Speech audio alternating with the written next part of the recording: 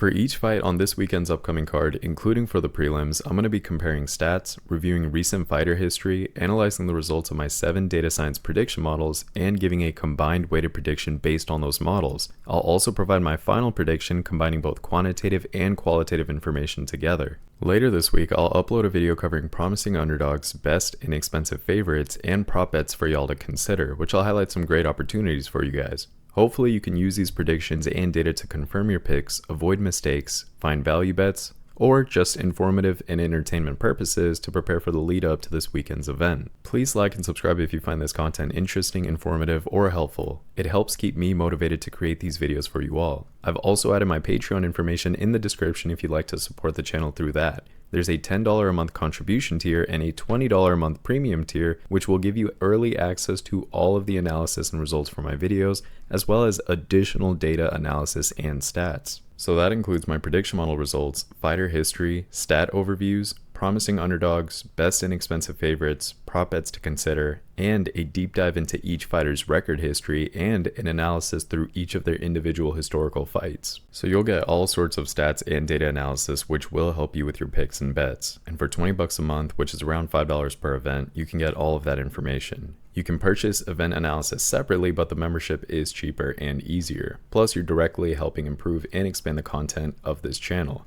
Running this data and analysis, each of the prediction models, the fight simulations, and updating the site takes hours every day and week, so I'd greatly appreciate your support. And thank you all for the recent support that you have shown. It truly means the world to me that we can share our passion for MMA and continue to build this community together. The last thing that I want to mention is that there is a BetUS promotion in the description below. If you use that link, it's an affiliate link, so if you set up your account, you'll get a promotional offer with that. I'm excited to continue working on this analysis and content for you all. Thank you guys again for all of your support. Let's go ahead and dive right into the predictions. UFC Fight Night, Moreno versus Albazi is this Saturday, and it's a banger of a card. It's a very good Fight Night card. We have, for the main event, former champion Moreno versus Amir Albazi, who is one of the top contenders. For our co-main event, we have former champion Youssef versus the quick rising star Erin Blanchfield. And of course, we have fellas like Derek Lewis, who don't disappoint. They get flashy knockouts. We have Jonathan Denise, Charles Jourdain, Mike Malott, and Jasmine Jourdain, along with a bunch of other fighters. Can't wait to cover the entire card. Without further ado, let's go ahead and start with Jack Shore versus Youssef Zalal. So let's first review their overview stats. So Jack Shore is 5 feet 8 inches tall. He has a reach of 71 inches, and he's 29 years old. Then we have Youssef Zalal, who's 2 inches taller at 5'10". Now he has a 1 inch longer reach at 72 inches, and he's 1 year younger at 28 years old. Now let's break down their striking. So Jack Shore, he lands 3.75 strikes per minute with a 58% accuracy. Now Youssef, on the other hand, he lands a little bit less, about 1 less per minute. He lands 2.87 strikes per minute with a 49% accuracy, so that's 9% less accurate. When we talk about grappling with these two, we have Jack Shore. He lands 3.1 takedowns on average with a 38% accuracy, while Youssef, he lands 2.33 takedowns on average with a 34% accuracy. Lastly, when it comes to defense, Jack, he absorbs 2.32 strikes per minute with a 56% striking defense and a 76% takedown defense, whereas Youssef, he absorbs only 1.73 strikes per minute with a higher striking defense, 10% higher to be exact, at 66%, but a 16% lower takedown defense at 60%. Now let's take a look at Jack Shore's recent fight history. So recently, Jack Shore is coming off of that loss against Jourdain and that was via KO/TKO back in May of this year. Now Jack's total record is 17 wins and only 2 losses. Out of those 17 wins, 4 of those were KO/TKOs, 9 were submissions, and 4 were decision victories, which gives him a 77% finish rate. Now out of his 2 losses, 1 of those was a KO/TKO and the other was a submission loss. He does have 6 first round finishes. Recently, he's won 3 of his last 5 fights, but he is coming off of a loss into this fight. His most recent win was back in March of 2023, so it's been a while, and his most recent loss was in May of 2024. Now let's take a look at Youssef Zalal's recent fight history. Now recently, Youssef is coming off of that win against Yarno Arons, and that was via submission back in August of 2024. Now Youssef's total record, 15 wins, 5 losses. Out of those 15 wins, 4 of those were KO/TKOs, 8 were submissions, and 3 were decision victories, which gives him an 80% finishing rate. Now, out of his 5 losses, all of those 5 were decision losses. He does have 6 first-round finishes. Recently, he's been on a tear. He's actually on a 5-fight win streak, and his most recent win, again, August of this year, most recent loss was actually all the way back in June of 2021. Now let's take a look at what my prediction models predicted for this fight, their weighted average, and then my final pick that takes that and also incorporates and is adjusted for other non-stat based research and fight film studying, observations, and all the qualitative factors and the intangibles that can't really be caught when it comes to a statistical analysis. So in terms of the prediction models, none of those are leaning towards Jack Shore and all 7 are leaning towards Youssef Zalal. And when I weigh those together, I'm getting a 73.1% probability of victory for Youssef. Now for my final prediction, I'm going to knock that down just a little bit, and I'll talk about why. I mean, there's statistical reasons and stylistic reasons, but I ended up giving him a 71% probability of victory. Now keep in mind, and one of the things I considered was that Jack Shore does land 0.88 more strikes per minute. He has a 9% higher striking accuracy. He lands 0.77 more takedowns on average. He has a 4% higher takedown accuracy and a 16% higher takedown defense. Now, the reason that I am picking Youssef Zalal is due to the fact that Youssef does have a height advantage of 2 inches here. He is a year younger. He has a reach advantage of 1 inch as well. He absorbs 0.59 less strikes per minute. He has a 10% higher striking defense, and he lands 0.7 more submissions on average. Now, keep in mind, let's talk about his record here. Youssef, he's won 15 fights. He's finished 80% of those. He's had 9 fights within the UFC, of which he's won 5, but a lot of his losses are in the past, way in the past. Recently, again, he's on that 5-fight win streak, and the last time he lost was in 2021. But now I'm going to talk about all of the stylistic and the strategic and qualitative factors that got me to my pick instead of just the stats. First, I review the stats, then I review the other details. So the first thing I'd like to touch base on is just the overall recent momentum that Zalal is carrying. I mean, he's on a really good winning streak. He's won his last 5 fights, like I said, of which 2 of those were impressive submissions, I would say. And so that momentum and that confidence, I think, is going to give him a little bit of a psychological edge. But more so than that, just talking about his technical skills, the guy has good submission skills. He's shown really good submission abilities. A lot of his wins have came via submission, like we talked about. He has that rear naked choke that really just demonstrates kind of like what a threat he is on the ground. And so that's key in this matchup. Honestly, as a fighter, he has a pretty well-rounded skill set overall. I mean, he's really known for like his dynamic fighting style in which he kind of combines striking and grappling together, which makes him versatile. And I really like that when I'm picking fighters. When I see versatility and I see, different paths to success, I think that that's a huge asset. So that kind of versatility, I think, is going to allow him to threaten Jack in multiple areas. Now, I will also say, sure, he's kind of struggled in terms of strength and physicality in this division in the past, and I think that as a naturally larger fighter, Youssef, he's probably going to be able to use his size to kind of control positions and just continue to wear Jack down throughout the fight. Now, I also want to mention Jack, he's coming off of that really tough loss in his previous fight, and he hasn't done very well in his most recent bouts in general, so he's still struggling and trying to rebuild his confidence after all of those setbacks. And again, just speaking at a psychological level, that's going to take a toll on him. Now, speaking back in terms of technical skills and technical reasons, I will say Zalal, he's going to have to stuff some of Shore's takedown attempts. And I think that if he forces a striking battle, he might have an advantage there. And lastly, when it comes to cardio and pace, Zalal has shown the ability to kind of maintain a high pace throughout a fight. So if he can kind of push Jack and make him work really hard, I think he's going to be able to take over, especially in the later rounds of this fight. All in all, final verdict is going to be Youssef Zalal via submission. I think that there's a pretty good chance of that happening, especially considering the strengths and weaknesses of both of these guys. I think Youssef gets it done via submission. For the next fight, we have Jamey-Lyn Horth versus Ivana Petrovic. Let's go and review their stats here. So Jamey, she is 5 feet 7 inches tall with a reach of 66 inches, and she's 34 years old. Now, on the other hand, we have Ivana, who is 5 feet 8 inches tall, so 1 inch taller. She has a reach of 70 inches, which is 4 inches longer, and she's 30 years old, so she's 4 years younger. Now, when it comes to striking, Jamey lands 3.97 strikes per minute at a 62% accuracy. Now, Ivana, on the other hand, she lands 2.19 strikes per minute at a 42% accuracy, so that's 20% less accurate, and also 1.7 less strikes per minute. Now, when we talk about grappling, Jamey lands 0.5 takedowns on average with a 25% accuracy, while Ivana has much higher stats. She lands 2.83 takedowns on average with a 50% accuracy. Now, lastly, when it comes to defense, Jamey absorbs 3.53 strikes per minute with a 57% striking defense and a 70% takedown defense, whereas Ivana, on the other hand, she absorbs only 2.45 strikes per minute with a 53% striking defense and a 60% takedown defense. Now let's take a look at Jamey's recent fight history. Now recently, Jamey is coming off of that loss against Veronica Hardy, which was via split decision and back in December of 2023. Now her total record is 6 wins and only 1 loss. Out of those 6 wins, 3 of those were KO/TKOs, 2 were submissions, and 1 was a decision victory, which gives her an 83% finish rate, which is really high for women's MMA. Impressive. Now out of that 1 loss, it was a decision loss. Now Jamey does not have any first round finishes. That's not a big part of her game plan.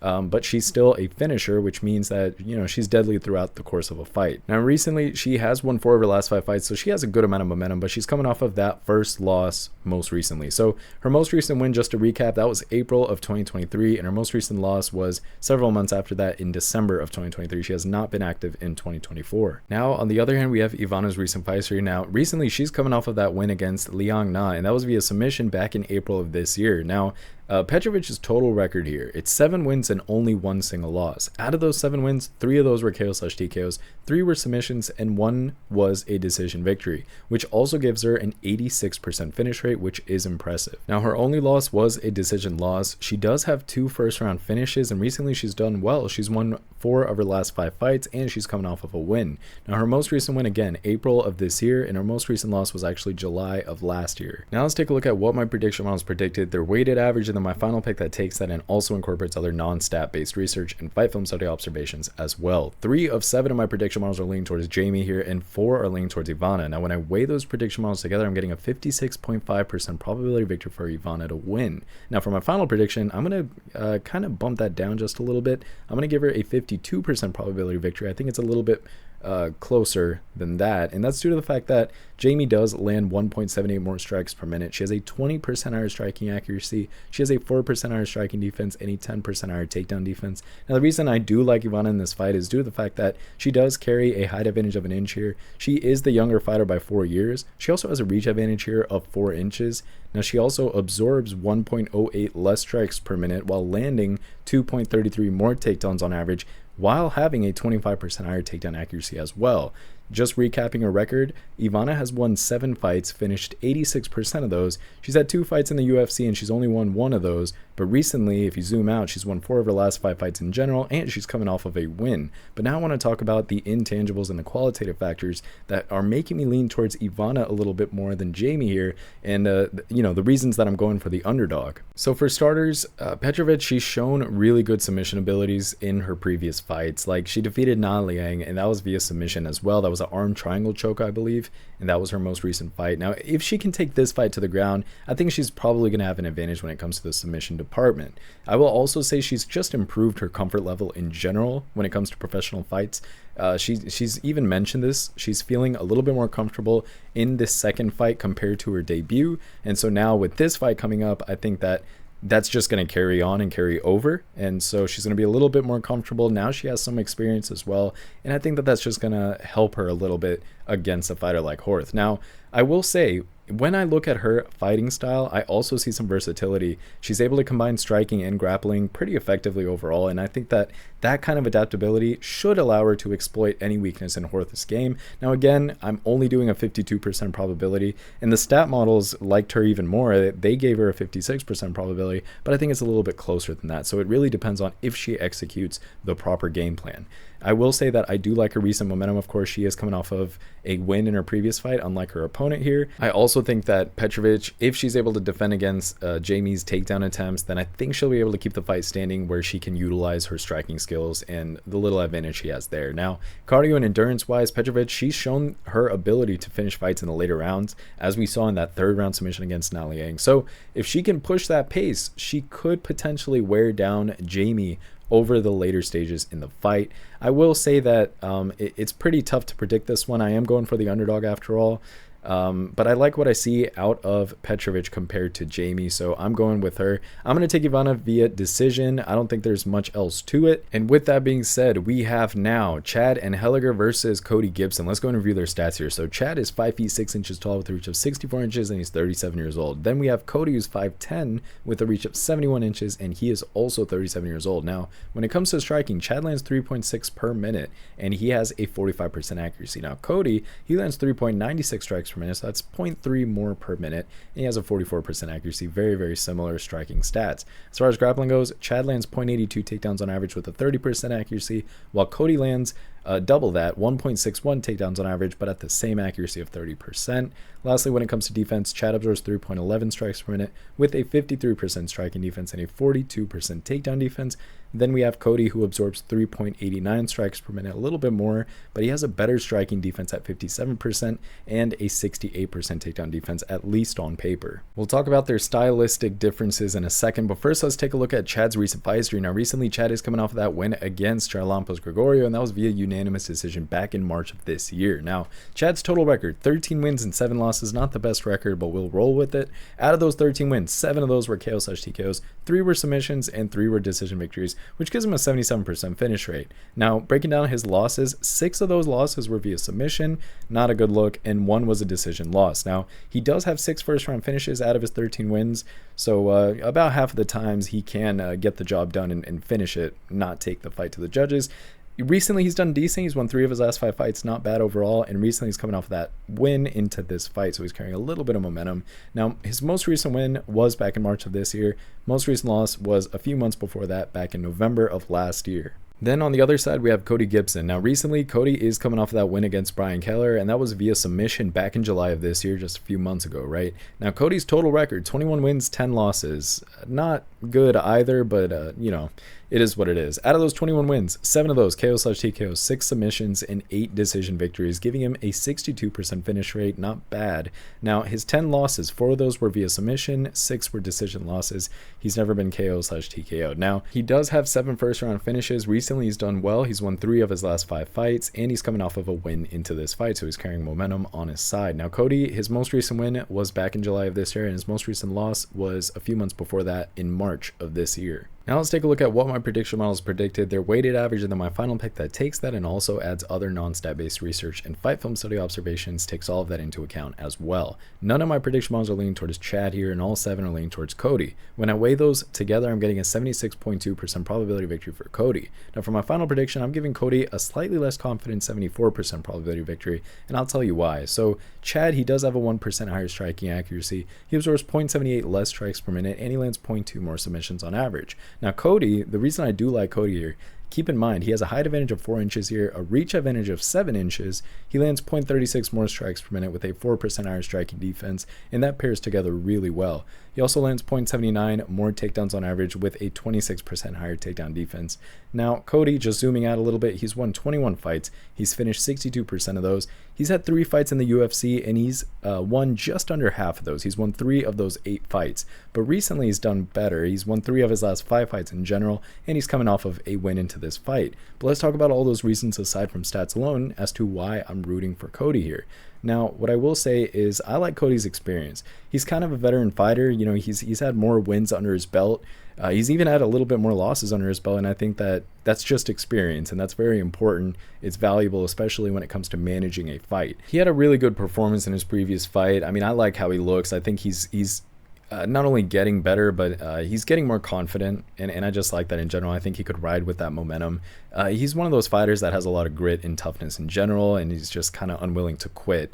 And I'll say Chad is also like that as well. I mean, if the fight goes into deep waters, I think both of these guys are kind of like that, but I will say Cody, he kind of has this this veteran type of knowledge and experience, and it translates over when he fights. Now, in terms of striking exchanges, I think this fight's going to be kind of all over the place. It's going to be an exciting fight. I am looking forward to this fight. I think it's going to have us on our toes a little bit, especially for being one of the earlier fights. And keep in mind, both of these guys love to strike. They love to bang, so this is going to be an interesting fight. If Cody can get the better of those exchanges, then this should be his victory all day. Now, I will say Chad, you know, to play devil's advocate, he's no pushover. I mean, he has skills in several different areas in MMA, and I think that he thinks he definitely has a skill advantage when it comes to everywhere in MMA. So keep in mind, he is also just coming off of that win as well. I think that was back in March, and so he's coming off that win, and he's one of those guys that really likes to control the pace and location of a fight, and he kind of capitalizes on any sort of striking exchanges where he can. Sometimes he mixes in takedowns if he does have a grappling advantage against his opponent. It's not a huge part of his game plan, but regardless, his strategy is going to be to try to stay a little bit composed and use some of his experience. But Cody in general, you know, I like his experience overall. I like the momentum he's carrying, and he has a physical advantage, obviously. I think that should be enough for him to get the job done pretty convincingly overall. I'm going to take Cody via decision. I don't think he's going to finish the fight, honestly. So final verdict, Cody Gibson via decision. For the next fight, we have Serhiy Sidey versus Garrett Armfield. Let's go and review their stats here. So Sidey is 5 feet 11 inches tall with a reach of 72 inches, and he's 28 years old. Then we have Garrett, who's 5 feet 6 inches tall with a reach of 70 inches, so he has a 2-inch reach disadvantage, and he's also 28 years old. When it comes to striking, Sidey lands 5.16 strikes per minute with a 35% accuracy. Now, Armfield, on the other hand, he lands a little bit more. He lands 5.59 strikes per minute, but with a 55% accuracy, so he's 20% more accurate with his strikes. Now, as far as grappling goes, there's not much stats recorded on either guy, so we'll just skip over that. When it comes to defense here, Sidey absorbs 4.19 strikes per minute with a 56% striking defense. No takedown defense recorded. Now we have Armfield. He absorbs a little bit less at 3.3 strikes per minute, which is good. But pretty much the same striking defense at 57% versus 56%, and he has a 60% takedown defense. Now let's take a look at Sidey's recent fight history. Now recently, Sidey is coming off that loss against Romanov, and that was via split decision back in January of this year as soon as the year kicked off. Now, Sidey's total record, 10 wins, 2 losses. Out of those 10 wins, 7 of those KO/TKOs. 1 was a submission and 2 were decision victories, which gives him an even 80% finish rate, which is nice. His 2 losses, both of those were decision losses. Now, the guy does have 4 first-round finishes out of his 10 wins, so that's pretty good overall. Now recently he's won 4 of his last 5 fights, but he is coming off of a loss into this fight, which snapped his streak. Now, his most recent win was back in September of 2023, and his most recent loss was earlier this year in January of 2024. Now, let's take a look at Garrett Armfield's recent fight history. Now, recently, Garrett is coming off that loss against Brady Highstand. That was via submission back in June of this year. His total record, 10 wins and 4 losses. Out of his 10 wins, 6 of those KO/TKOs, 2 submissions, and 2 decision victories, also giving him an 80% finish rate.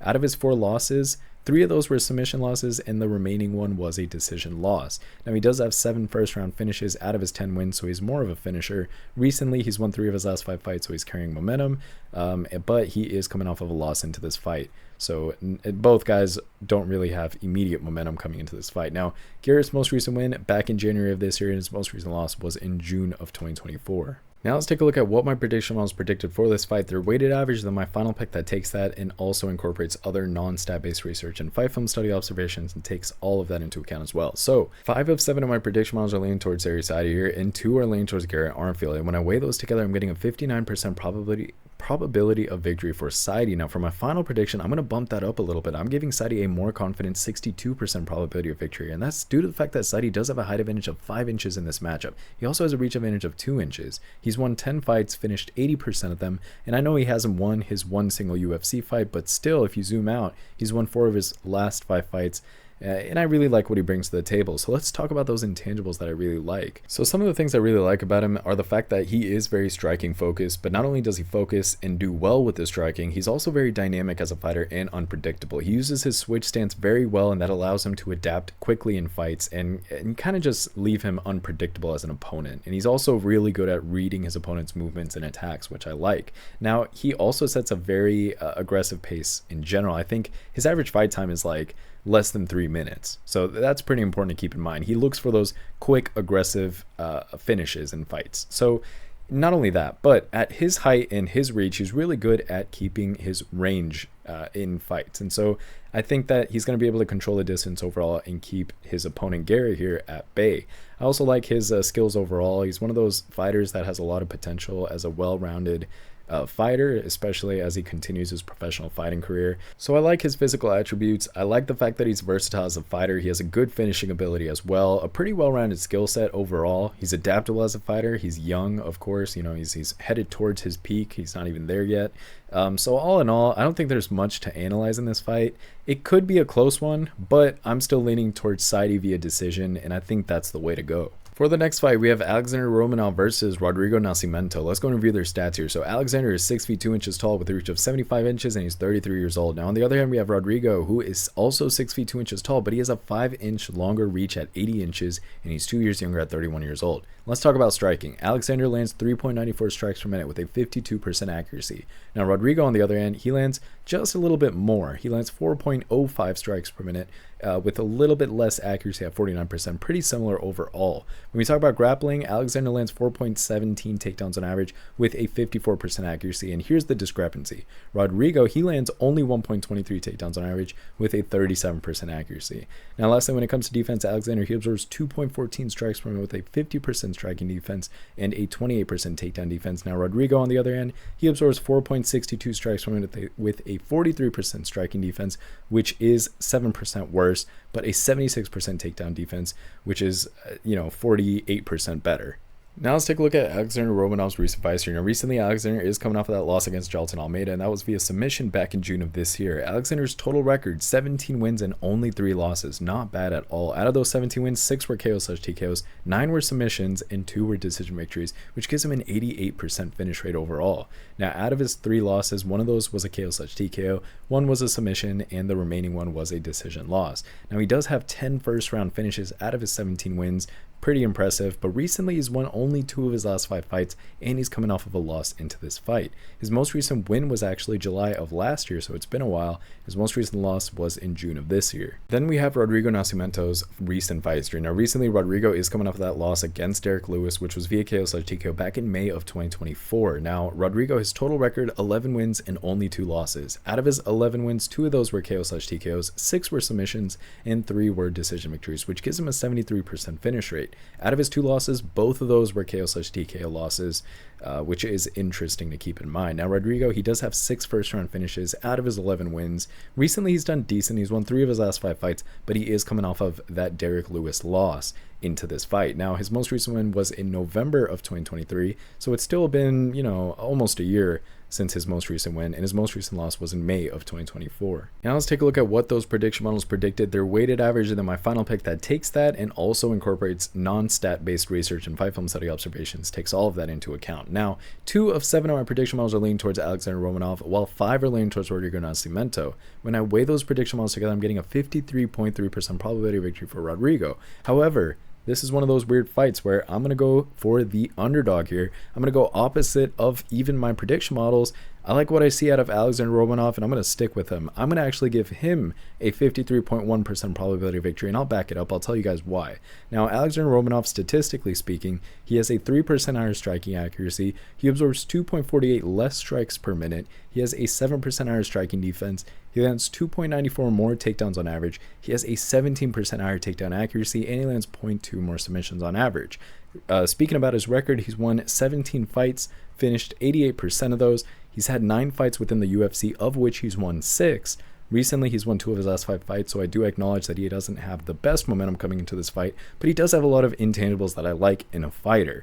Now, speaking to that, I will say I like the guy's wrestling and his ground control. I mean, he's known for his very strong wrestling background and his grappling skills. I think he's going to look to use those takedowns and that kind of ground control to neutralize Nascimento's striking, any kind of striking advantages he may have, and wear him down throughout the fight. I will also say, I mean, he weighs in pretty heavy overall as a fighter, at least compared to Nascimento overall. I think they have at least about a 20-pound difference between them, and so I think that could potentially give him an advantage, especially when you consider the clinch situations in applying pressure and taking when the fight goes to the ground. I mean, that's just a lot more weight, and that can translate into more control. Now Romanov, I think he's going to push a very high pace to try to test Nascimento's cardio, especially given that Nascimento, he's coming off that loss to Derek Lewis, and I think that's important to keep in mind. I think that Romanov, I'm not going to say it's going to be easy for him. Keep in mind, 53% is 53%. I mean, that's close. But I will say, just to play devil's advocate here, he hasn't done too well in his most recent fights. If you look at his last 4, it's not looking too good. But Nascimento, on the other hand, he was looking good, but then he gets KO'd by Derek Lewis, and that didn't look too good for him. So I honestly think that this fight, it's going to boil down to this. It's going to boil down to Romanov's ability to implement his wrestling game plan, which I think he's going to be able to do, which is why I'm leaning towards him. It's also going to depend on Nascimento's takedown defense and just his ability to keep the fight standing and to prevent Alexander Romanov from taking him down and kind of just holding him and controlling him throughout the fight. By the way, I don't think this fight's going to be extremely interesting if you didn't pick up on that. I think it's going to be one of those dull-ish type of fights where, two guys that are relatively out of shape are just going at it. But anyways, Romanov, I think he's going to try to take the horns off Nascimento. As he said himself, this fight generally is a little bit 50-50. It's kind of a toss-up here, but both guys have shown some vulnerabilities. I like what I see out of Alexander Romanov, and I think that he has some advantages here that could translate to a good game plan if executed properly. So I'm going to be going for the underdog, Alexander Romanov, and I'm taking him via decision. I don't think he finishes. I think it goes to the judges, and he gets a unanimous decision, maybe a split decision, depending on what kind of fight it is, but we'll see. For the next fight, we have Charles Jourdain versus Victor Henry. Let's go and review their stats here. Charles, 5 feet 9 inches tall with a reach of 69 inches, 28 years old. Then we have Victor Henry, 5 feet 7 inches tall with a reach of 68 inches, and he is 9 years older at 37 years old. Now, when it comes to striking, Charles lands 5.48 strikes per minute with a 48% accuracy. Victor lands about 3 more per minute. He lands 8.34 strikes per minute with a 54% accuracy, so that's more strikes and more accurate as well. As far as grappling goes, Charles lands 0.35 takedowns on average with a 23% accuracy, while Victor, on the other hand, he doesn't really have any grappling stats recorded. When it comes to defense, Charles absorbs 4.35 strikes per minute with a 56% striking defense and a 48% takedown defense, whereas Victor, he absorbs 5.62 strikes per minute, so that's 1.3 more per minute with a 47% striking defense, that's 9 less, and a 83% takedown defense. That's about 35-ish more. Now let's take a look at Charles's recent fight history. Now recently, Charles is coming off that loss against Silva via KO/TKO, and that was back in June of 2024. Now Charles's total record, 15 wins, 8 losses. Out of those 15 wins, 8 of those were KO/TKOs, 5 were submissions, and 2 were decision victories, which still gives him an 87% finish rate. Out of his 8 losses, 1 was a KO/TKO, 1 was a submission loss, and the remaining 6 were decision losses. Now Charles does have 5 first-round finishes out of his 15 wins. Recently, though, he's won 2 of his last 5 fights, not too good.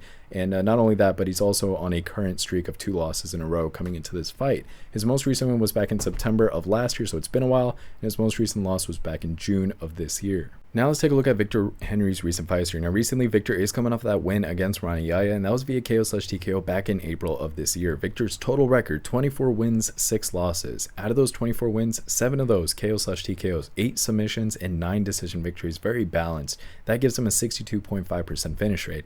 Out of his 6 losses, all of those were decision losses. Now he does have 6 first-round finishes out of his 24 wins. Recently, he's done decent. He's won 3 of his last 5 fights, and he's coming off of a win into this fight. Now, Henry's most recent win was in April of 2024, and his most recent loss was actually all the way back in October of 2022. Now let's take a look at what my prediction models predicted. Their weighted average is my final pick that takes that and also adds other non-stat based research and fight film study observations and takes all of that into account as well. 3 of 7 of my prediction models are leaning towards Charles Jourdain, and 4 are leaning towards Victor Henry. Pretty interesting. When I weigh those together, I'm getting a 50.8% probability of victory for Henry. Now, after doing research outside of stats as well and watching both of these guys' previous fights, I actually think that weighted prediction is a pretty fair one. That's due to the fact that I think it's going to be a 50-50 type of fight, but I did lean towards Victor here. He does land 2.86 more strikes per minute. He has a 7% higher striking accuracy, and he has a 35% higher takedown defense. I'm going for the underdog here. I like what I see out of him. Let's talk about his record before I jump into the intangibles. Victor, he's won 24 fights total, finished 63% of those. He's had 5 fights within the UFC, of which he's won 3. Recently, of course, he is coming off of that win into this fight. But let me go ahead and talk about the intangibles and the qualitative factors that I really liked in Victor Henry and why I ended up leaning towards the underdog here. So I will say Victor Henry, I mean, he's known for his well-rounded skill set overall, and he has this strategic approach to fights, which I really like. First thing I'll say, he has a strong grappling and submission game. A lot of his wins have came via submission, as we talked about, and so I think that he can take the fight to the ground and utilize his BJJ skills. I mean, he's kind of known for his like Damian Maia type approach when it comes to grappling, and I think that that's important. I also like the pressure and pace he puts on his opponent. I mean, he's known as one of those energetic and relentless type of fighters, and so if he uses that cardio and his pressure to wear down Charles Jourdain over the course of the fight, I think that it's going to do him him very well. I also like his variety in striking. I mean, that seems to be the theme of a lot of fighters, but at least a lot of fighters that I lean towards and pick, and it does them very well overall. I mean, they end up winning more than they don't. If you have a lot of variety of which you could fight with, you end up doing well in different parts of MMA. Anyways, that was a run-on sentence. Sorry about that. But, I mean, he's known for his grappling. I also like his knockout power as well. I mean, he's when I reviewed his record with you guys, I made a note, and that was that it's very balanced overall, the way that he wins. And I think that that's important because he can control a fight, take it to the judges and win. He can get the KO/TKO, and he can even get submissions. And so if he mixes in all of that, it's really going to create a lot of openings for him, whether it's on the feet or on the ground. And that's just very important. I also like his experience. I mean, he is a little bit old in general compared to the 28-year-old Charles Jourdain, but I don't want the odds makers to just pick a fighter just because he's young. And I hope that that's not the thought that was put into it. Experience is important. It's important to an extent, but when you take that into account along with style, I think that gives a good enough case to be made for an underdog. And I think that Victor does have a slight advantage here. Again, only going for him about 51%, but still. Now, I will say Charles Jourdain, he kind of has a preference for striking overall. So Victor, he might really lean on his takedown skills in order to neutralize some of Jourdain's stand-up game and just continue to work his ground skills. I think that that's the strategy that he should implement. Hopefully that's what he's focused on. I also will say, lastly, that Victor Henry, he is an adaptable fighter. I mean, he's fought in various promotions worldwide. I mean, he's shown his ability to adjust his game plan, get the job done. I think he's going to look for any kind of weaknesses he could find in Charles Jourdain's game as the fight progresses, and I think he has the versatility to get it done. So, all things being said, I'm taking Victor Henry via decision. I think there's a lot of value there, and I actually do expect the underdog to get the win here. For the next fight, we have Ariane Da Silva or Ariane Lipski, whatever, versus Jasmine Jasudavicius. Oh my God, say that 20 times quickly. Let's go and review their stats here. So Ariane, she is 5 feet 6 inches tall with a reach of 67 inches and 30 years old. Then we have Jasmine, who's 5 feet 7 inches tall with a slightly longer reach of 68 inches, and she's 5 years older at 35 years old. Let's talk about striking. So Ariane Da Silva, she lands 4.1 strikes per minute at a 41% accuracy. Now Jasmine, she lands 3.79 strikes per minute, relatively close, at a 45% accuracy, so she's 4% more accurate. As far as grappling goes, Ariane Da Silva, she lands 0.56 takedowns on average with a 55% accuracy, while Jasmine, she lands a lot more. She lands 2.39 takedowns on average with a slightly less accuracy, but that comes with the more volume, so that's 41% accuracy.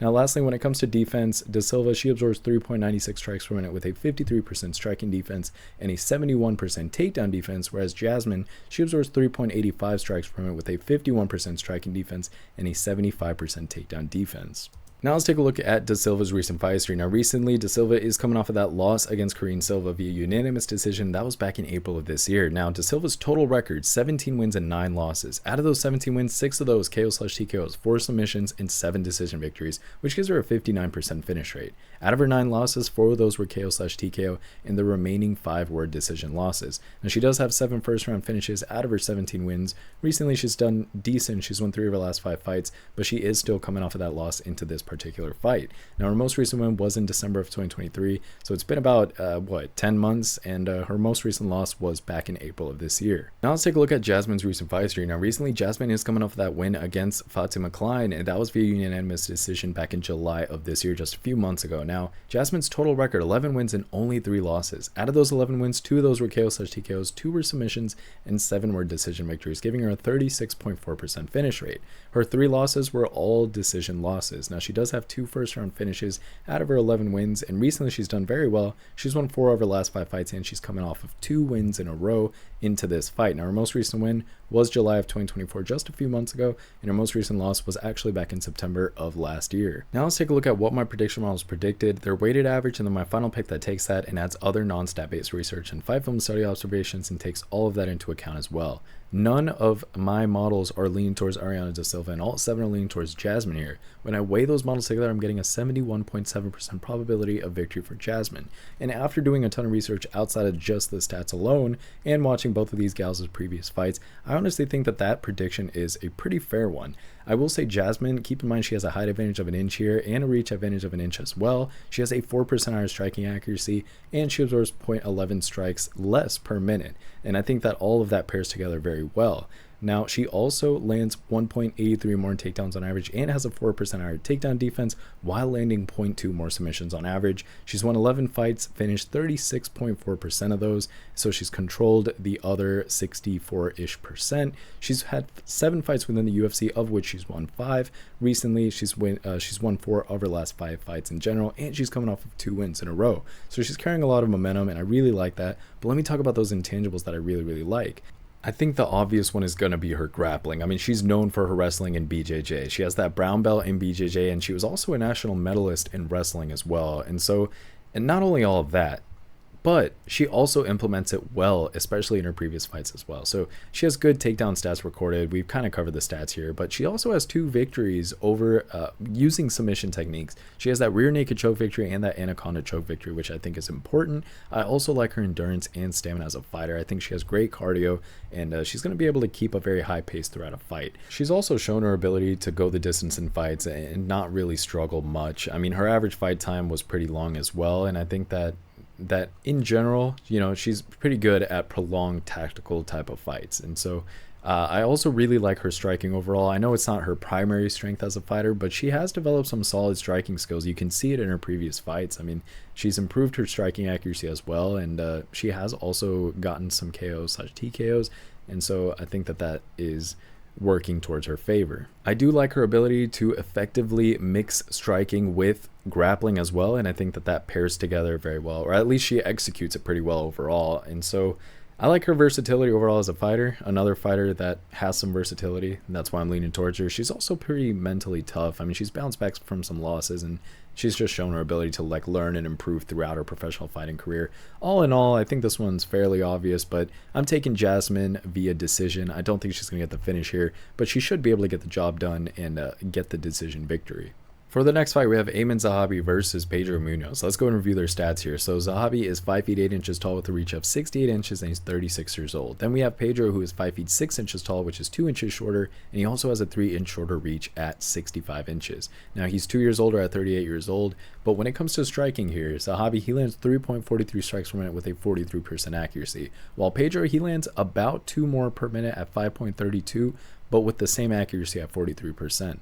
So now as far as grappling goes, Zahabi, he lands only 0.2 takedowns on average with a 16% accuracy, while Pedro, he lands only 0.51 takedowns on average with an 18% accuracy. And when it comes to defense, Zahabi, he absorbs 3.61 strikes per minute with a 71% striking defense and a 79% takedown defense, whereas Pedro, he absorbs 6.23 strikes per minute with a 56% striking defense and an 82% takedown defense. Now let's take a look at Aiemann Zahabi's recent fights. Recently, he's coming off of that win against Javid Basharat, and that was via unanimous decision back in March of this year. Now, Zahabi's total record, 11 wins and only 2 losses. Out of those 11 wins, 6 of those were KO/TKOs, 2 were submissions, and 3 were decision victories, which does give him a 73% finish rate. Out of his 2 losses, 1 was a KO/TKO and the other was a decision loss. Now, he does have 8 first-round finishes out of his 11 wins, which is very important to keep in mind.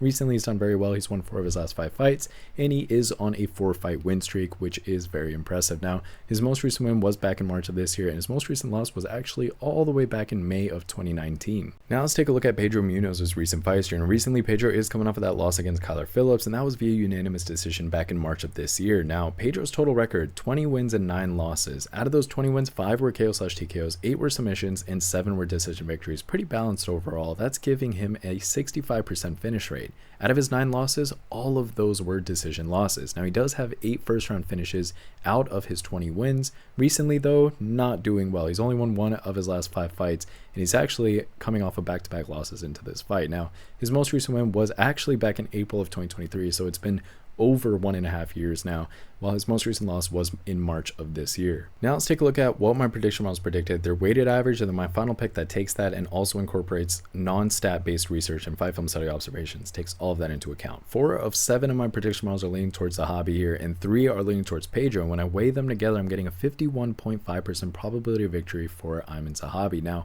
for my final prediction, I am going with the underdog here. I'm kind of surprised at the odds makers. They're leaning towards Pedro here, but I'm giving Zahabi an even more confident 55% probability of victory, or 54%.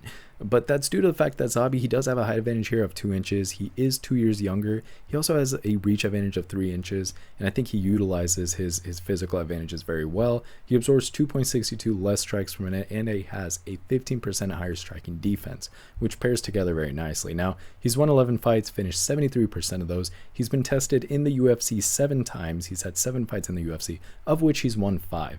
Recently, he's won 4 of his last 5, and he's on a 4-fight win streak. Pretty impressive. Last time he lost was back in 2019. But let's talk about all the reasons aside from just the stats alone.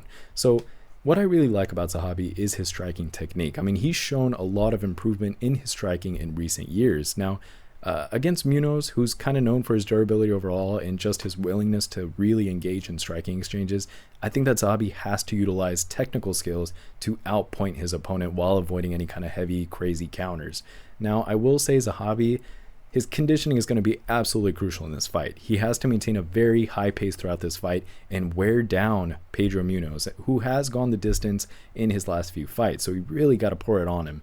Now, he also, while doing that, has to implement takedown defense. Now, Pedro, he has good grappling skills. Now, Zahabi, he has to be prepared to really defend those takedowns and maintain the fight in areas where he feels the most comfortable and he's going to have an advantage. He also has to capitalize on Pedro's most recent form. Now, keep in mind, Pedro is coming into this fight with a 2-fight losing streak, and I think that that is crucial. Zahabi, if he kind of exploits any sort of dips in maybe his psychological edge or his confidence, and maybe even some technical flaws overall that have emerged in Pedro's most recent performances, that's going to be key. He really has to use that magnifying glass and find the weaknesses here. Again, I'm giving Zahabi a 54% probability of victory. That's still pretty narrow at the end of the day, but it's still enough. I've still seen enough out of Zahabi for me to actually pick him and lean towards the underdog. I think that, he's going to have to use a tactical approach, and I think he'll be able to.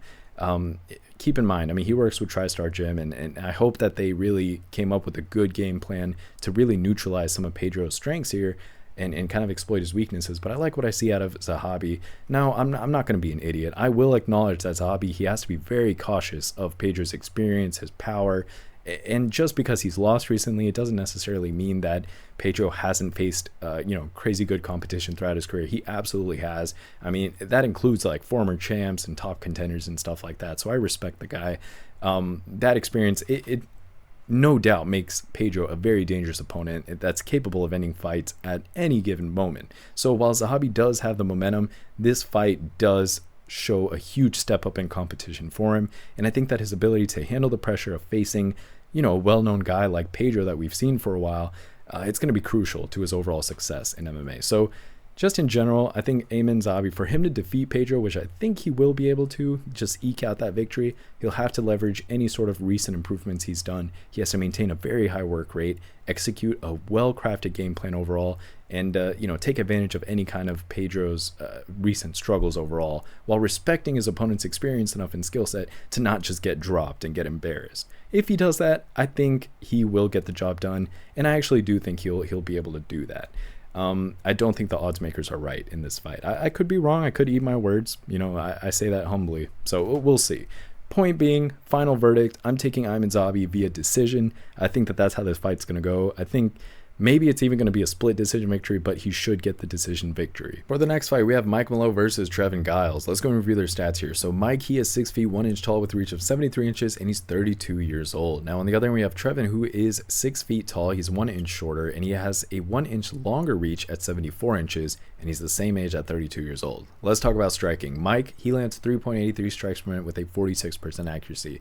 Now Giles, on the other end, he lands 0.5 less strikes per minute at 3.27, but he has a better accuracy, 9% better to be exact, at 55%. Now, as far as grappling goes, Mike, he lands 3.04 takedowns on average with a 60% accuracy, while Giles, on the other hand, he lands only 1.19 takedowns on average with a 50% accuracy. Let's talk defense. So Mike absorbs 3.33 strikes per minute with a 52% striking defense and a 16% takedown defense, whereas Trevin Giles, he absorbs 2.22 strikes per minute, which is 1.11 less, and he has a 6% better striking defense at 58%, and he has a much better takedown defense at 71%. Now let's take a look at Mike Malott's recent fight history. Now recently, Mike is coming off of that loss against Neil Magny via KO/TKO. That was back in January of this year. Now Mike's total record, 10 wins and 2 losses. Out of those 10 wins, 4 of those were KO/TKOs, 6 were submissions, and he does not have any decision victories, which does give him a 100% finish rate. Out of his 2 losses, both of those were KO/TKO losses. Now he does have 9 first-round finishes out of his 10 wins, and that's huge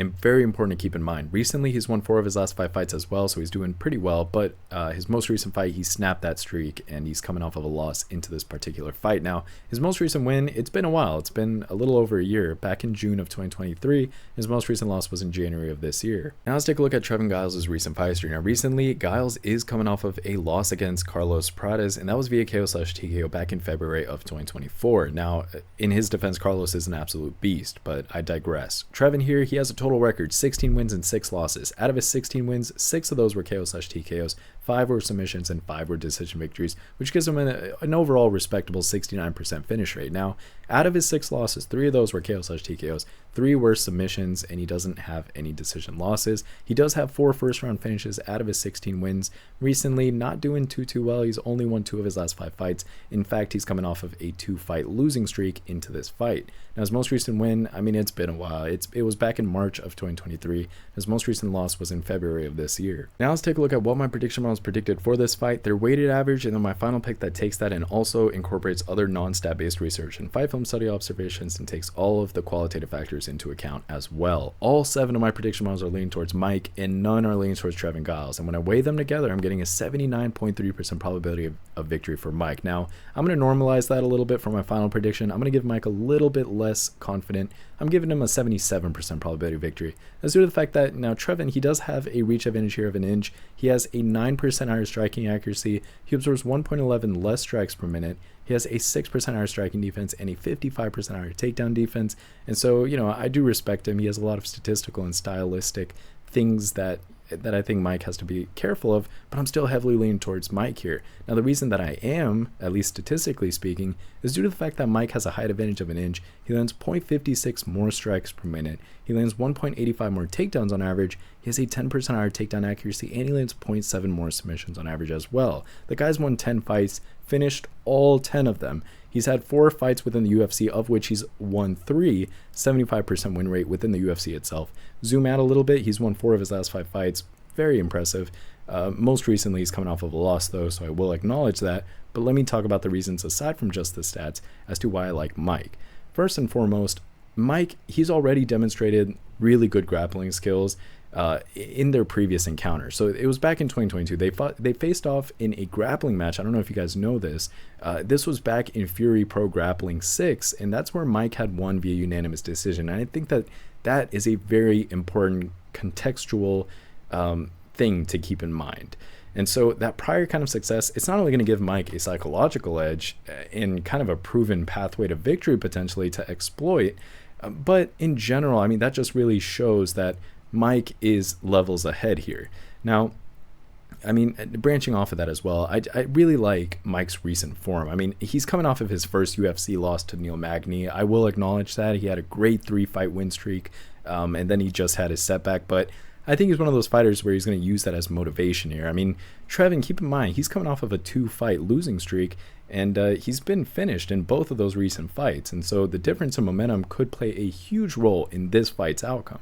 Now, there is a stylistic thing here to keep in mind, and here's what I mean. Mike, he's known for his well-rounded skill set and his finishing ability, right?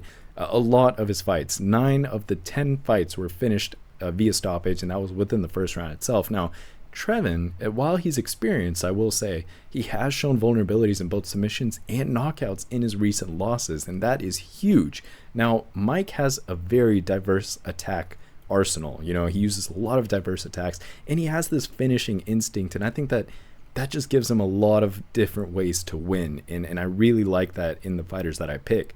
Not to mention, the guy also has a home crowd advantage here. I won't lean too heavily into that reasoning, but he does have a home crowd advantage in Edmonton, Canada, which is going to give Mike a bit of a home country advantage. I mean, people are going to be cheering him on. There's going to be this energy that's going to feed him a little bit.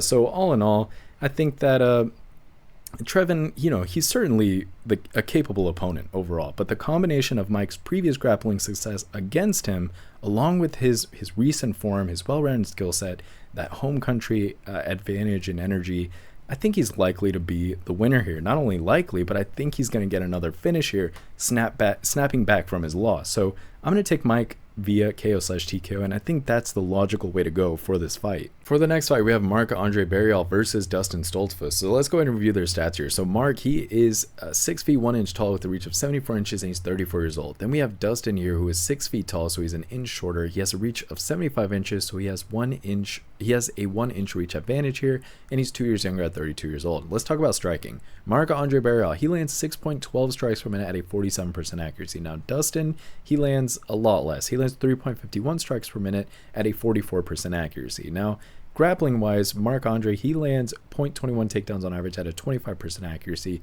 Then we have Dustin, who lands a lot more. He lands 2.45 takedowns on average at a much higher accuracy at 41%.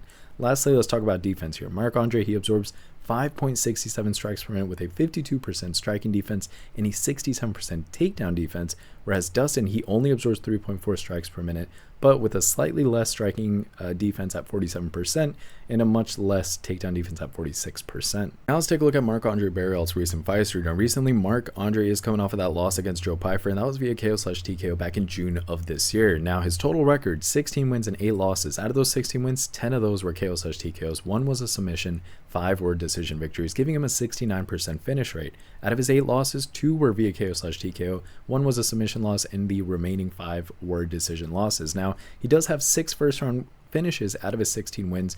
Recently, though, not too good. Only won 2 of his last 5 fights, and he's coming off of 2 back-to-back losses into this fight. Now, his most recent win was back in June of 2023, so it's been a little over a year. His most recent loss was in June of this year. Now let's take a look at Dustin Stoltzfus' recent fights here. Now, recently, Dustin is coming off of that loss against Bruno Ferreira, which was via KO/TKO back in June of this year. Now, Dustin, his total record, 14 wins and 6 losses. Out of those 14 wins, 2 of those KO/TKOs, 6 submission victories, and 6 decision victories, giving him a 53.4% finish rate. Let's break down his losses here. 2 were KO/TKO losses, 2 were submission losses, and the remaining 2 were decision losses. Now, he does have 5 first-round finishes out of his 14 wins. Recently, though, also not doing too well. Only won 2 of his last 5 fights, and he's coming off of a recent loss into this fight. Most recent win was back in December of 2023, and his most recent loss was back in June of this year. Now let's take a look at what my prediction models predicted for this fight, their weighted average, and then my final pick that takes that and also incorporates other non-stat based research and fight film study observations, takes all of that into account as well. All 7 of my prediction models are leaning towards Marc-André Barriault, none are leaning towards Dustin here, and when I weigh them together, I'm getting a 73.1% probability of victory for Marc-André Barriault. Now for my final prediction, I'm going to knock that down a little bit. I'm giving him a 71% probability of victory. That's due to the fact that Dustin is 2 years younger here. He has a reach advantage of an inch. He absorbs 2.27 less strikes per minute. He lands 2.24 more takedowns on average. He has a 16% higher takedown accuracy, and he lands 0.9 more submissions on average. Now, the reason I am picking Marc-André Barriault is due to the fact that Marc, he does have a height advantage here of an inch. He lands 2.61 more strikes per minute, has a 3% higher striking accuracy. He has a 5% higher striking defense, and a 21% higher takedown defense. Keep in mind, Marc's won 16 fights, finished 69% of those. He's had 13 fights in the UFC, but he's only won 5 of those. But I still think that's really, really good experience overall. I mean, he's faced pretty big opponents in the UFC. Recently, again, I acknowledge he hasn't done too well. He's only won 2 of his last 5 fights. But both of these guys, I mean, they're not really carrying a lot of momentum on their side. What I do like about Marc-André Barriault, honestly, the first thing I'll mention is his striking power. I mean, he's won a lot of fights via KO/TKO, and he just has a lot of power in his strikes and a good chance of finishing the fight overall. I also like that he strikes a lot. I mean, he lands a lot of volume here. With about the same accuracy as Dustin here, and I think that's going to be overwhelming for Dustin if he doesn't know how to manage that properly. And I think that the way Marc-André fights, I think that's going to end up overwhelming him regardless. Now, I will say that Barrial, he does have a pretty good takedown defense as well, which is going to allow him to kind of keep the fight standing where he has an advantage here. I like his experience and just his recent form in general. I mean, he's done a little bit better than Dustin, in my opinion. I think that if he can use his striking to keep Dustin a little bit at bay and prevent some of those takedowns, that's going to be good. He has to apply constant pressure with his high volume striking, look for that knockout opportunity, especially in the later rounds as Dustin starts to tire. That's going to be important. And if he gets taken down, I mean, he has to use that defensive grappling that he knows in order to pop right back up and get back on his feet. And so Dustin, he does have that submission advantage. That's kind of a risk here. But Barrial, he has that takedown defense and that striking power. And that's what makes me side with him a lot as well. So at the end of the day, I think it's going to either be a decision or TKO or KO type of victory. I'm leaning a little bit more towards decision. I don't think he's going to quite get the finish here. But this one, he might get the finish. Final verdict is going to be Marc-André Barrial via decision. I think I'm leaning more towards the decision. For the next fight, we have Caio Machado versus Brenson Ribeiro. Let's go and review their stats here. Machado is 6 feet 4 inches tall with a reach of 78 inches, and he's 30 years old. Then we have Ribeiro, who is 6 feet 3 inches tall, so he's an inch shorter, but he has a 3-inch better reach at 81 inches, and he's 2 years younger at 28 years old. Let's talk about striking here. Machado lands 6.07 strikes per minute with a 58% accuracy. Pretty impressive. Now, Ribeiro, on the other hand, he lands 3 less strikes per minute. That's important. He only lands 3.08 strikes per minute at a 12% less accuracy at 46%. That's very important to keep in mind. Let's talk about grappling here. Machado, he doesn't really have anything recorded, but Ribeiro does. Ribeiro lands 2.2 takedowns on average with a 50% accuracy. And when it comes to defense, Machado, he absorbs 2.73 strikes per minute with a 63% striking defense and an 82% takedown defense. Now, Ribeiro, on the other hand, he lands he absorbs 3.08 strikes per minute with a 49% striking defense and no takedown defense recorded. Now let's take a look at Machado's recent fight history. Now recently Machado is coming off of that loss against Don'Tale Mayes, and that was via unanimous decision back in April of this year. Now Machado's total record, 8 wins and 3 losses. Out of those 8 wins, 4 of them were KO/TKOs, 2 were submissions, and 2 were decision victories, which still gives him a 75% finish rate. Out of his 3 losses, all of those were decision losses. Now he does have 6 first-round finishes out of his 8 wins, which is huge. Recently he's won 3 of his last 5 fights, but he is coming off of 2 back-to-back losses, which snapped his streak into this particular fight. So most recent win was back in August of 2023. Most recent loss was in April of 2024. Now let's take a look at Brenson Ribeiro's recent fight history. Now recently Ribeiro is coming off of that loss against Magomed Gadzhizulov, which was via decision back in June of this year. Now Ribeiro's total record is 15 wins and 7 losses. Out of those 15 wins, 9 of those were KO/TKOs, 6 were submissions, none were decision victories, giving him a 100% finish rate, which is massive. Out of his 7 losses, 3 of those were KO/TKOs, 2 were submissions, and 2 were decision losses. Now Ribeiro does have 11 first-round finishes out of his 15 wins, so this fight is going to be electric, banger, very quick fight type of deal. Recently he's won 3 of his last 5 fights. Recently coming off of 2 back-to-back losses, though, very important. Both of these guys relatively the same story. Now Ribeiro's most recent win was back in September of 2023. His most recent loss was in June of 2024. Now let's take a look at what my prediction models predicted for this fight, their weighted average, and then my final pick that takes that and also incorporates other non-stat based research and fight film study observations and takes all of that qualitative stuff into account as well as the quantitative stuff. So 5 of 7 of my prediction models are leaning towards Caio Machado here, and 2 are leaning towards Brenson Ribeiro. When I weigh them together, I'm getting a 58% probability of victory for Machado. However, after doing all my research here, I actually like the underdog Ribeiro much more. I'm going to give him the 58% probability of victory. I like the fact that Ribeiro, first let's talk stats. He's 2 years younger. He has a reach advantage of 3 inches as well. He's won 15 fights, finished 100% of those, which is absolutely important. Now, he has been tested twice in the UFC, of which he's lost both, which is very unfortunate. So I fully acknowledge that risk here, which is why I still gave him something in the 50s range, but I still like him more as a fighter and what he has to offer. Recently, though, if you zoom out just a little bit, he's still won 3 of his last 5 fights, and so, that's a little bit of a saving grace. But let's talk stylistically here, which this fight is a complete you have to have a stylistic analysis to understand this fight. All right, so the first thing I want to highlight is the fact that this guy has a 100% finish rate, which I know I just mentioned, but I really want to break down what that means.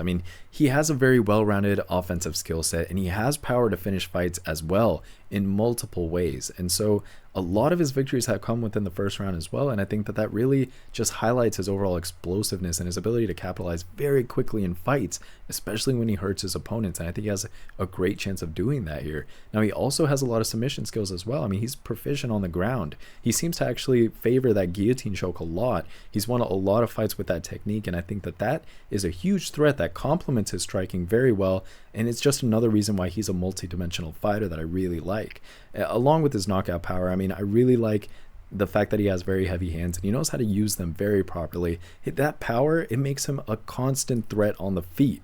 On top of that, he does have that physical advantage overall. I mean, he has a good size for this light heavyweight division, and I think that that length will provide him a lot of advantages over his opponents, especially like Caio Machado here. Now, he does have an aggressive style, which I really like. He has a very forward pressing style that puts a lot of pressure on his opponents, and I think that that is going to overwhelm Machado a little bit.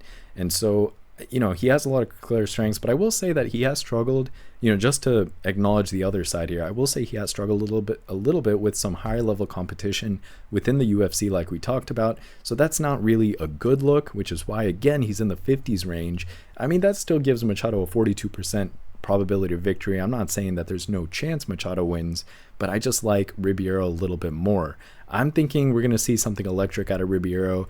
I'm expecting that. I'm going to take Ribeiro via KO/TKO. I'm going opposite of the odds makers here, and I'm going for the underdog, and I like what I see in him. For the next fight, we have Derek Lewis versus Jonathan Diniz. This is a pretty big fight. It's going to be explosive. Let's talk about both of these guys. Derek Lewis, 6 feet 3 inches tall with a reach of 79 inches. He's 39 years old, but he definitely doesn't fight like it. I mean, the guy is impressive, and he's been in better form overall recently compared to, you know, a few years ago, but I'll talk about that later. Now, Jonathan Diniz, he's 6 feet 4 inches tall, he's 1 inch taller, he has a 79-inch reach as well, and he's 6 years younger at 33 years old. That's important. Now, when it comes to striking, Derek Lewis lands 2.48 strikes per minute at a 50% accuracy, and I mean, the way the guy fights and the power he has, I mean, he doesn't even need to land more than that. Now, Jonathan Diniz, on the other hand, he lands a lot more. He lands 4.09 strikes per minute at a 53% accuracy, so that's interesting. Now, as far as grappling goes, Derek Lewis lands 0.57 takedowns on average at a 26% accuracy. Not a huge part of his game plan, but still, you know, at times it has kind of helped him in fights. Now, Jonathan Diniz, he doesn't really have any of the grappling stats recorded, so let's flip over to defense. Now, Derek Lewis, he absorbs 2.48 strikes per minute with a 40% striking defense and a 52% takedown defense. Now, Jonathan Diniz, he absorbs a little bit more strikes per minute, which is kind of dangerous against a guy like Derek Lewis. He absorbs 2.75 strikes per minute, 0.3 more per minute, with a 55% striking defense and a 70% takedown defense. Now let's take a look at Derek Lewis's recent fight history. Now, recently, Derek Lewis is coming off of that crazy win against Rodrigo Nascimento that was via KO/TKO back in May of 2024. Now, Derek Lewis's total record, 28 wins and 12 losses. Out of those 28 wins, 23 of those were KO/TKOs, of which 9 of his finishes were within the first round itself. He does also have a submission victory under his belt and 4 decision victories, but the guy, all in all, has an 86% finish rate. Now, out of his losses, 7 of those, out of his 12 losses, 7 of those were KO/TKOs, 2 were submission losses, and 3 losses were via decision. Now, Derek Lewis recently, I mean, he's done He's won 2 of his last 5 fights. He is coming off of a win into this fight. Most recent win being in May of this year, most recent loss being in November of last year. Now let's take a look at Jonathan Diniz's recent fight history. Now recently, Diniz is coming off of that win against Carl Williams, and that was via unanimous decision back in August of 2024, literally a couple months ago. Now, Diniz's total record, 8 wins, not one single loss. Out of his 8 wins, 7 of them were KO/TKOs, and only 1 was a decision victory, giving him an 88% finish rate. Now, he does have 6 first round finishes out of his 8 victories, so he likes to finish fights very quickly. And recently, of course, he's on that 8-fight win streak, absolutely on a tear. His most recent win being in August of 2024. Now let's take a look at what my prediction models predicted for this fight, their weighted average, and then my final pick that takes that and adds other non-stat based research and fight film study, observations, takes all that into account as well. So 4 of 7 of my prediction models are actually leaning towards Derek Lewis here, and 3 are leaning towards Jonathan Diniz. Now, when I weigh the prediction models together, I'm getting a 58% probability of victory for Derek Lewis. Now, for my final prediction, knowing these 2 guys and how they fight, I'm going to knock that down a ton. I'm giving Derek Lewis a 52% probability of victory. Yes, I am going for the underdog, Derek Lewis here, because the dude's an absolute beast. We'll talk about it, but I can't say that with a lot of confidence. I have to give him like a 52% probability of victory. So take that, understand that there's going to be a risk to reward ratio here. And so if you side with Derrick Lewis, you're getting a little bit more reward, but you're taking on a little more risk. I think he has what it takes, though, to get the job done. But, in this division with these guys, it is a little bit of a toss-up. But let's talk about the advantages here. Let's talk logic. So keep in mind, the reason I knocked it down a little bit is Deniz, he does have the height advantage of an inch here. He is 6 years younger. He lands 1.61 more strikes per minute, and at a 3% higher striking accuracy, which, he does land more volume, as we saw in his stats. He does have a 15% higher striking defense and an 18% higher takedown defense, so I'm respecting him a lot in this fight and just bringing my probability closer to a 50-50. Now, the reason I am leaning towards Derrick Lewis, at least statistically first, is the fact that he does absorb less strikes per minute, 0.27 to be exact. The guy's won 28 fights. He has great experience. He keeps surprising people every time people doubt him, and that's pretty important. He's improved his conditioning overall in his more recent fights, although overall the guy's still, kind of out of condition, but whatever. That's neither here nor there. The guy's won 28 fights, finished 86% of his fights. He's had 29 fights within the UFC, great experience, of which he's won 19. Recently, he's won 2 of his last 5 fights. So I understand, in a macro perspective, he doesn't have a lot of momentum coming into this fight, but he is coming off of a win into this fight and carrying that momentum over. But what I really want to emphasize for Derrick Lewis, it's pretty obvious. The guy has crazy knockout power. He's known for that. He's known for his heavy hands. And so he holds the record actually for the most knockouts in UFC history. He has 13 knockouts overall. And so, against a guy like Deniz, he's going to have to try to land those powerful strikes, preferably in that very first round, especially that devastating right hand that he has. And that's been such a key to a lot of his victories. So I'm expecting him to land that right at one point in the first round, maybe the second round, but very likely in the first round. Now, he's going to have to be kind of patient, more than he previously has been, and he has to time it very carefully.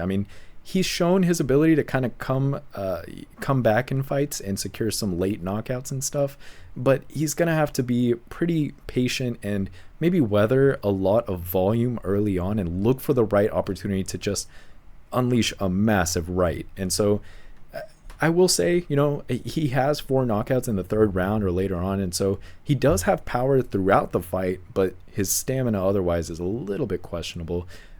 Regardless, he does have an experience advantage, which I've mentioned. He's faced a lot of top-tier competition, and so I think that as long as he draws lessons from those and he continues to improve, that's what's important.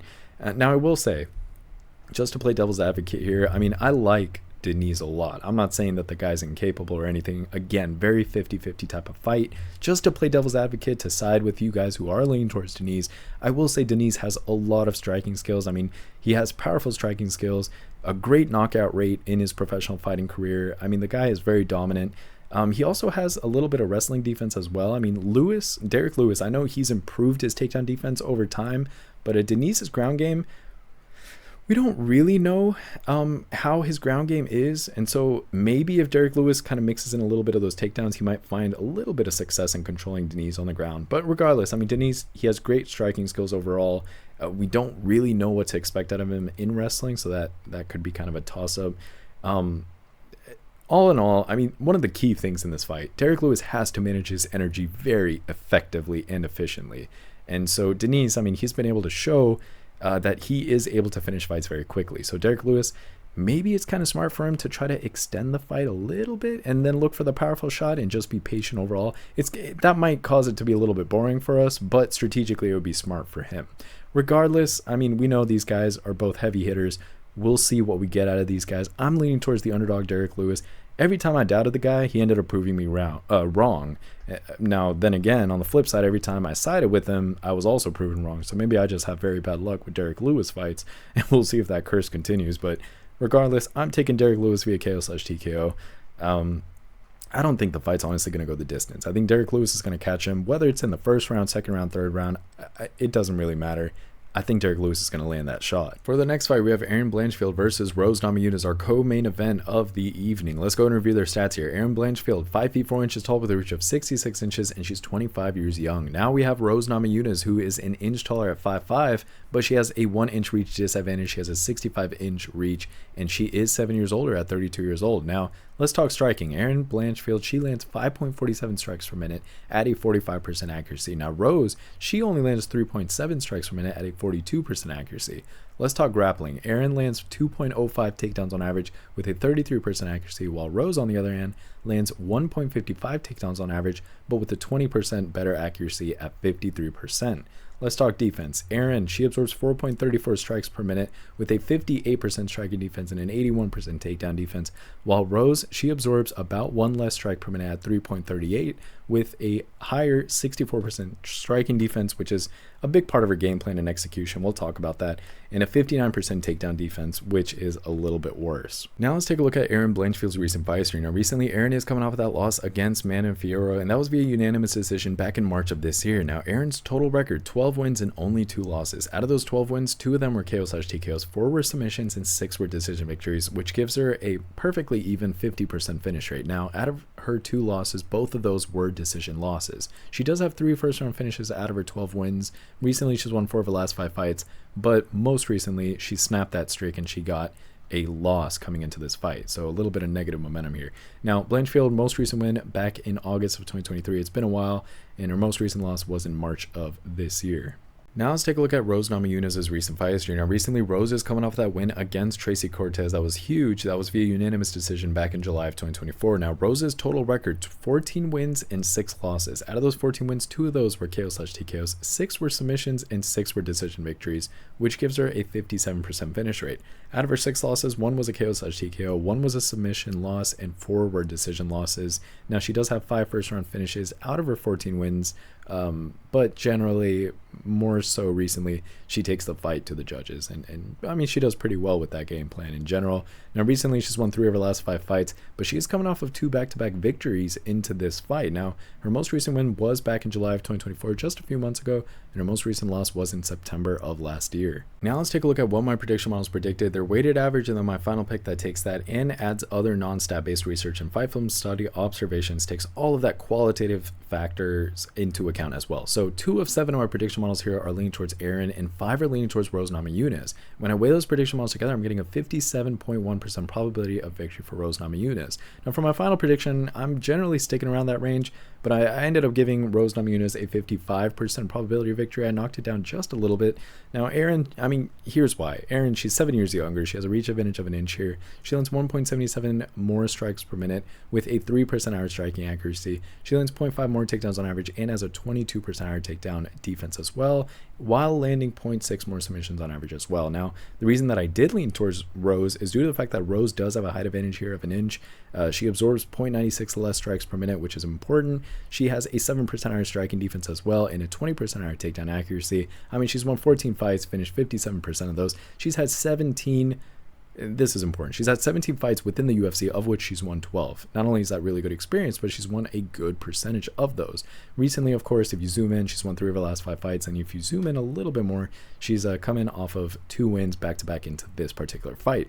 But let's talk about other things that Rose does really well that I think position her as a great underdog to side with instead of Erin, who's the favorite. I think the odds makers, honestly, I think that they screwed this whole card up. There's a lot of underdogs that I'm siding with that I think logically have a good chance of winning. And so let's talk about it. Rose, I really like her striking advantage here. I mean, she's known for very precise and technical striking, and I think that the reason that that works really well for her, it has to do a lot with her footwork and her range control. I think that that actually improves her striking overall as a fighter. That's a huge key to Rose Namajunas, her footwork and her range control. She keeps the fight standing, which is good, and she evades a lot of shots, which I really, really like. Now, Rose also has a great experience edge overall. I mean, she's the former 2-time UFC champ. I mean, she's faced significantly more high-level opponents, and she has great experience. She's very veteran savvy, of course, and a pretty good fight IQ overall as well. I mean, I remember seeing her Joanna Jacek fights, and that was huge. I mean, what a matchup that was. I mean, rewatch her Joanna Jacek fights just for the heck of it, right?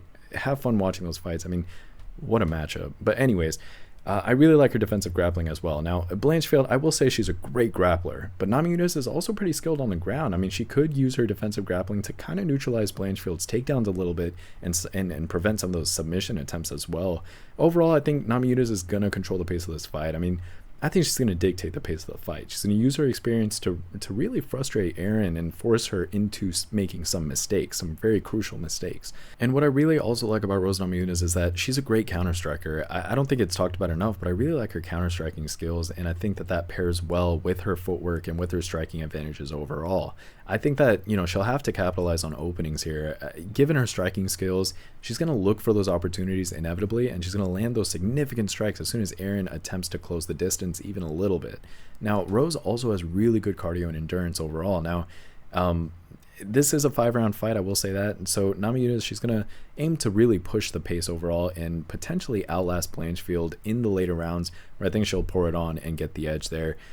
One other thing I really like about Rose Namajunas is she is a pretty versatile fighter. I mean, she has a well-rounded skill set. She's very adaptable in terms of her strategy in mid-fight, which is important. And I think that's going to be very crucial against a pretty tough opponent like Erin Blanchfield. I mean, just keep in mind, I'm giving her a 55% probability victory. That's still pretty narrow overall. It's not like I'm giving her a 80% probability victory. So, there's a lot of room for Erin to still get the victory here, but I'm still leaning towards Rose. I think she's going to get the victory. I don't think she's going to get the finish or anything, nothing crazy.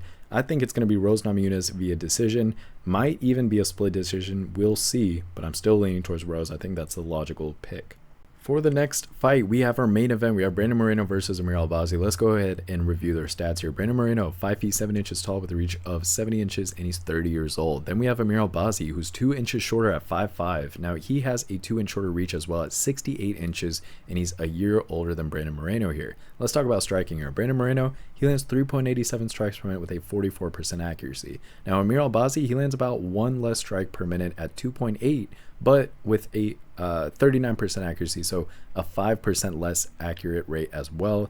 Pretty important. Brandon Moreno takes the cake when it comes to stats. Now, as far as grappling goes, Brandon Moreno, he lands 1.74 takedowns on average at a 46% accuracy. Now, Amir Albazi, similarly, he lands 1.71 takedowns on average, but with a 13% less accurate rate at 33%. Let's talk about defense. Brandon Moreno, he absorbs 3.63 strikes per minute with a 59% striking defense and a 63% takedown defense. Now, when we flip over to Amir here, he absorbs 3.07 strikes per minute, so he does absorb less strikes, and he has a better striking defense as well at 63%.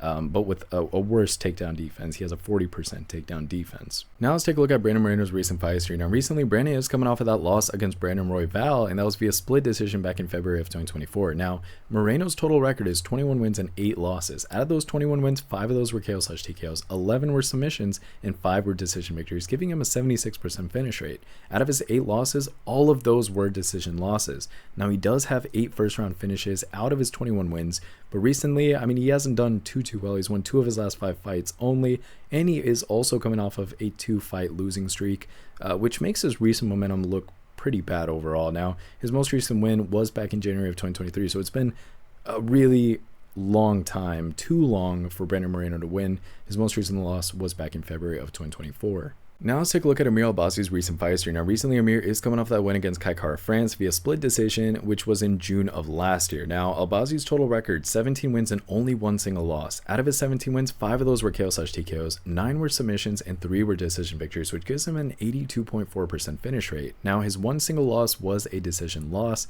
He does have 9 first-round finishes out of his 17 wins. Recently, of course, he's been on a 6-fight win streak. He's been on an absolute tear. Most recent win, though, was June of last year. Most recent loss was actually in April of 2019, way back then. Now let's take a look at what my prediction models predicted, their weighted average, and then my final pick that takes that and also adds other non-stat based research I do, and also fight film study observations that I do. All the qualitative factors that I also adjust the quantitative factors with. So anyways, 5 of 7 of my prediction models here are leaning towards Brandon Moreno, and only 2 are leaning towards Amir Albazi. Very interesting. When I weigh those together, I'm getting a 63.7% probability victory for Brandon Moreno. Now, I'm going to stick generally around that range. I'm going to end up giving him a 62% probability victory. You got to keep in mind, Amir Albazi, he absorbs 0.56 less strikes per minute. He has a 4% higher striking defense, and he lands 0.2 more submissions on average. And he has some stylistic things that I like as well. But I am rooting for Brandon Moreno. I think he's logically going to win here. Statistically, his advantage here, he has a height advantage of 2 inches. He's a year younger. He has a reach advantage of 2 inches. He lands 1.07 more strikes per minute, has a 5% higher striking accuracy, lands 0.03 more takedowns on average, has a 13% higher takedown accuracy, and a 23% higher takedown defense. Now, Brandon Moreno, keep in mind, he's won 21 fights, finished 76% of those. He's had 16 fights in the UFC, of which he's won 9.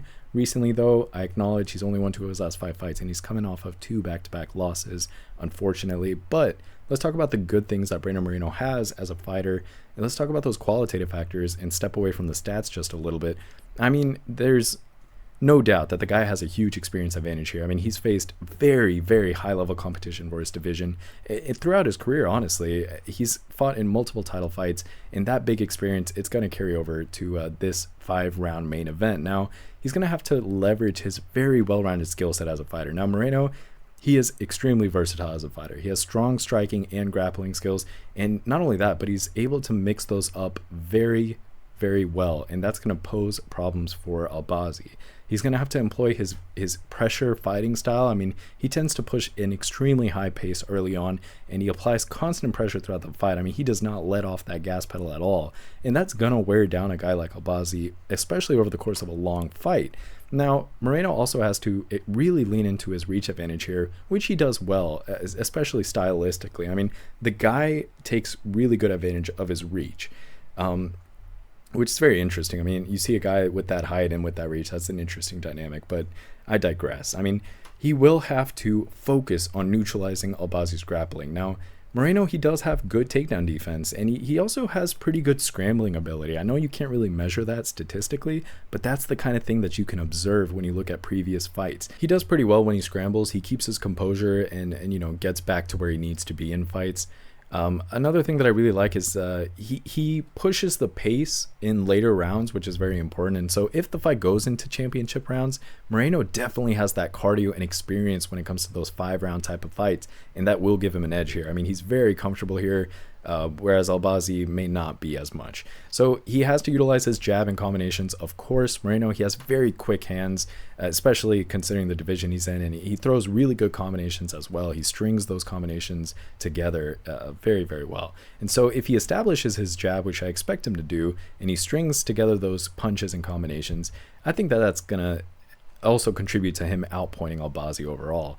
Also, Brandon Moreno is one of those fighters where he's a great counter striker, and so he has to really capitalize on any counter striking opportunities he gets, especially when you consider the fact that Albazi will push forward, and so Moreno's going to have to really look for those openings and land those effective counter strikes. Now, I will say Albazi is a dangerous opponent, and he's on a winning streak.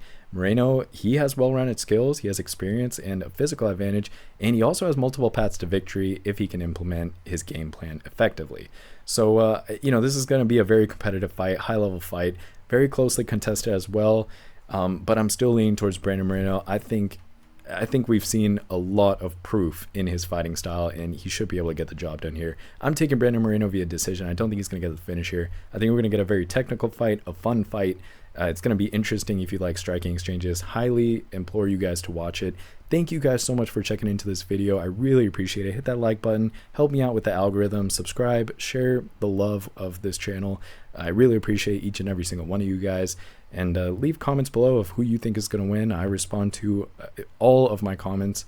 I just take a little bit of time, but I do respond to all my comments. I appreciate each and every single one of you guys. Thank you guys. Have a wonderful week. I'm going to see you guys in the betting video a little bit later this week. So see you guys then. A lot of opportunities on this card. One of those cards where there's a lot of interesting underdogs and opportunist underdogs compared to just siding with the favorites. So look forward to that video. Thank you guys again. See you guys there. And with that, those are all of the fights for this weekend's event. I hope you all enjoyed the analysis and that your bets hit. Thank you guys for watching. Please like and subscribe as it'll help keep me motivated in creating these videos. Running this data, analysis, prediction models, and creating charts and graphs takes hours every day and week, so your support is always appreciated. Please also check out my Patreon if you'd like to support me through there. There's a $10 a month contribution option and a premium $20 a month option, which comes with early access to all of the analysis from this video, as well as promising underdogs, favorites, prop bets, and all of the extra data analysis and stats as well. This analysis, information, and these stats will help you with your bets, and it'll help support my efforts to continue providing and expanding content for you all. So please check out that Patreon if you want to show me some love and help me out there. Thank you all once again for watching, and as always, see you guys in the next one.